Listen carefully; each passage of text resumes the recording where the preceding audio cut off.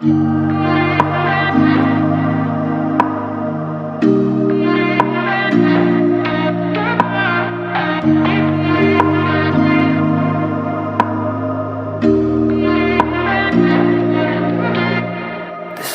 दोस्तों, आप देख रहे हैं क्राइम सच।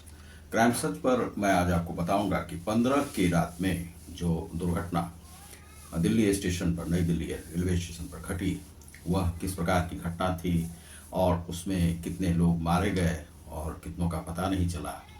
यह इस प्रकार की जो घटना है, ऐसा क्यों होता है और ऐसा क्यों हुआ वहाँ पर, इसी विषय में मैं आज आपको बताऊंगा। तो यह मीडिया रिपोर्ट क्या कहता है और सरकार के जो अधिकारी हैं वे क्या कहते हैं। तो इसमें जो ये क्राइम सच पर है, आपने यदि अब तक हमारे चैनल को सब्सक्राइब नहीं किया हुआ, सब्सक्राइब कर लें, लाइक और शेयर भी करें। तो क्राइम सच पर आप देख रहे हैं रतिकांत सुमन को।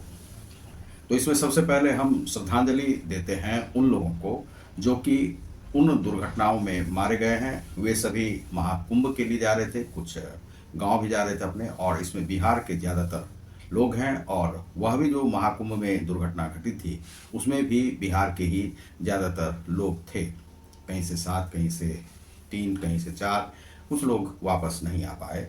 तो यह जो है, इसमें सबसे पहले जो बिहार के लोग हैं उनमें कौन कौन है, तो बेबी कुमारी जो है, पिता का नाम है प्रभु शाह और ये पूर्वी चंपारण से रहने वाली हैं। यह लड़की हैं, किशोरी हैं, 17 वर्ष की हैं।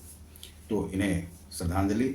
और आशा देवी पति रविंद्रनाथ, यह 79 वर्ष की बक्सर की रहने वाली हैं। पूनम देवी पति मेघनाथ सारण, 40 वर्ष की हैं।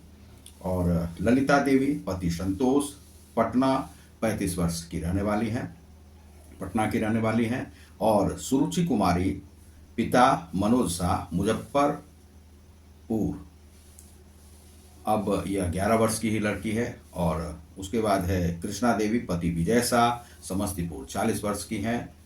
और विजय शाह पिता रामस्वरूप, समस्तीपुर, 15 वर्ष। और उसके बाद है नीरज पिता इंद्रजीत, वैशाली, 12 वर्ष। शांति देवी पति राजकुमार, नवादा, 40 वर्ष। और पिता पूजा कुमारी पिता राजकुमार, नवादा, 8 वर्ष। उसके बाद और भी जो लोग हैं मारे गए हैं उनको भी श्रद्धांजलि। पिंकी देवी है 41 वर्ष की, शीला देवी है 50 वर्ष, और व्योम 25 वर्ष, संगीता मल्लिक 34 वर्ष, पूनम 34 वर्ष, ममता झा 40, रिया सिंह 7 वर्ष और मनोज 47 वर्ष। तो ये जो दुर्घटना वहाँ पर हुई, तो दरअसल क्या है कि यह सीधा सीधा एक गलती है, जो सरकार की ही गलती कहा जाए और रेलवे की गलती है। रेलवे की गलती से ही ऐसा हुआ है। दरअसल क्या है कि कुंभ के जो हैं बहुत सारे लोग अंधभक्त बने हुए हैं। अब अंधभक्त इस प्रकार से कि लोग तो लोग बने हुए हैं, जा रहे हैं, वे देखते नहीं है कि कितनी भीड़ है, क्या है। उनको उन्होंने सुना कि बहुत इंतजाम है, तो भाई आप कहीं भी जा रहे हैं तो सबसे पहले आप अपना देख लीजिए कि कितनी भीड़ है, क्या है, टिकट मिल रहा है, नहीं मिल रहा है। तो बहुत सारे लोग तो विदाउट टिकट ही जाने के लिए जो है व्याकुल हैं, और वे वहाँ पर जो ओवरब्रिज है उस ओवरब्रिज पे वे चले गए। अंदर जाने के रास्ते में जो वह पुलिया आता है, उस पुलिया पर भी लोग जा रहे थे।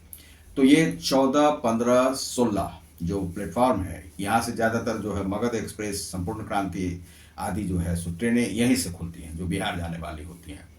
तो ये ट्रेनें जो हैं सो यहाँ से जाने वाली थी, 4 ट्रेन तभी आने वाली थी, जिसमें कि 2 महाकुंभ स्पेशल था। वे सभी ट्रेनें आने वाली थी। कुछ विलंब था, किसी में 1 घंटा, किसी में 2 घंटा, किसी में 3 घंटा।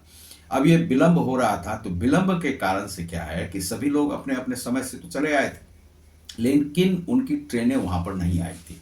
और लोग धीरे धीरे तादाद बढ़ते जा रहे थे, क्योंकि उन्हें ट्रेन पकड़ना था। और इसमें उनकी कोई गलती नहीं है। जो लोग वहाँ पर आ रहे थे तो उनकी गलती तो इसलिए नहीं है क्योंकि उन्हें तो ट्रेन पकड़ना था। बहुत सारे लोग जो हैं उसमें रिजर्वेशन वाले भी थे, और बहुत सारे लोग हो सकते हैं कि जो स्टूडेंट्स हैं, यूट्यूबर्स हैं, इंस्टाग्राम से संबंधित हैं, सोशल मीडिया के हैं। तो बहुत सारे किशोर भी उसमें जाना चाहते हैं, वह उस जगह पे पहुंच जाना चाहते हैं जहाँ पर कि रील उन्हें बनाना होता है।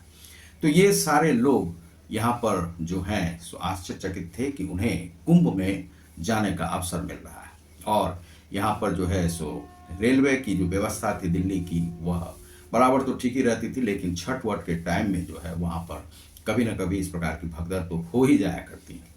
तो लेकिन यहाँ पर जब इतने सारे लोग जा रहे थे, कहा जाता है कि 1 घंटे के भीतर में 1500 टिकट महाकुंभ मेला के स्पेशल के लिए काट दिए गए।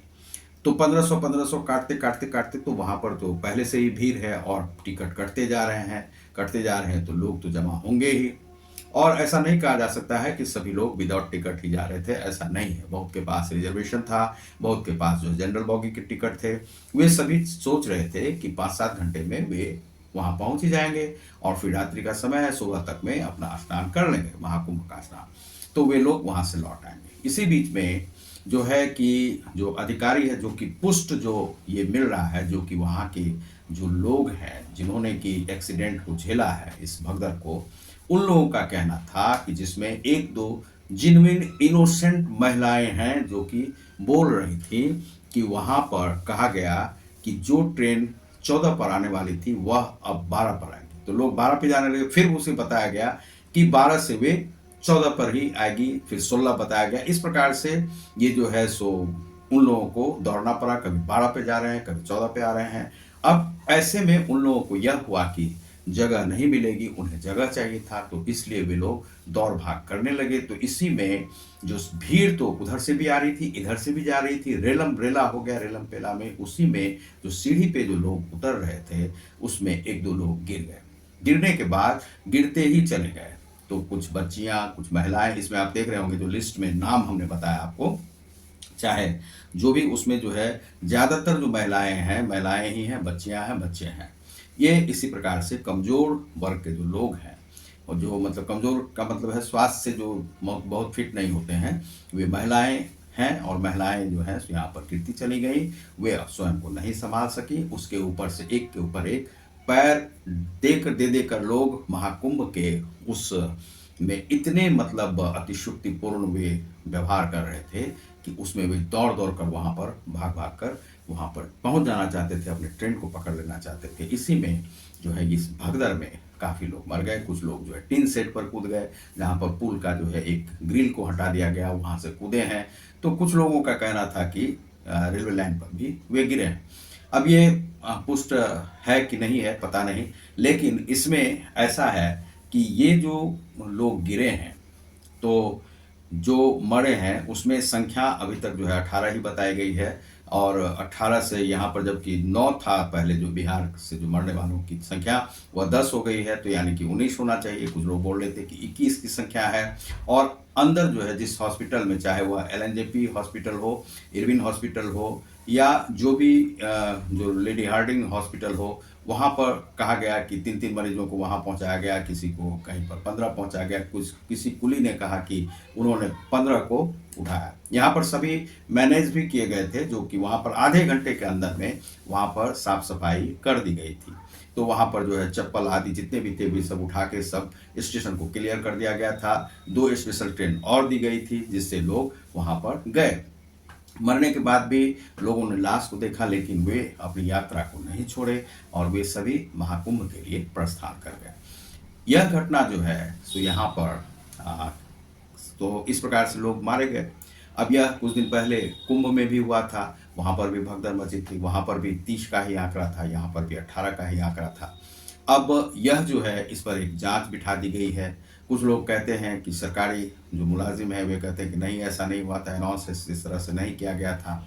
लेकिन भगदड़ फिर मची कैसे? और वहाँ पर कहा जाता है कि बहुत दूर में एक पुलिस था, तो पुलिस वहाँ पर क्या कर रही थी, तो बताया गया कि सभी पुलिस को जो है RPF जवानों को वहाँ पर भेज दिया गया है महाकुंभ में। ऐसा नहीं हो सकता है।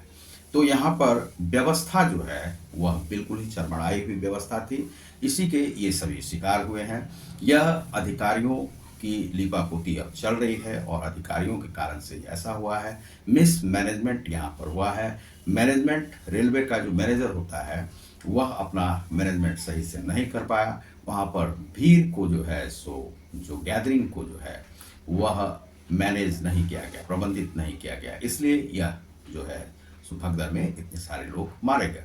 मरने वाले कभी लौट कर नहीं आएंगे, लेकिन ये घटनाएं देश में घटती रहती हैं। इस प्रकार की अनेक घटनाएं देश में घटती रहती हैं, और लेकिन उस पर जो है सो लीपापोती के अलावा कुछ नहीं किया जाता है, चाहे वह कांग्रेस की सरकार हो या यहाँ पर बीजेपी की सरकार को कहा जाए।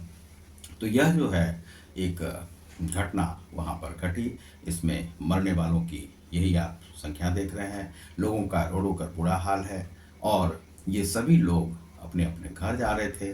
किसी को घर जाना था, किसी को कुंभ नहाना था, उन लोगों की कोई गलती नहीं थी, लेकिन वे भगदड़ में मारे गए हैं। तो आप देख रहे हैं क्राइम सच, मैं हूँ रतिकांत सुमन।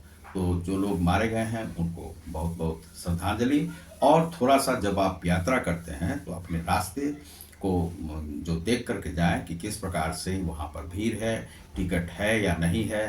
किसी भी प्रकार का असुरक्षित यात्रा करने से बचें।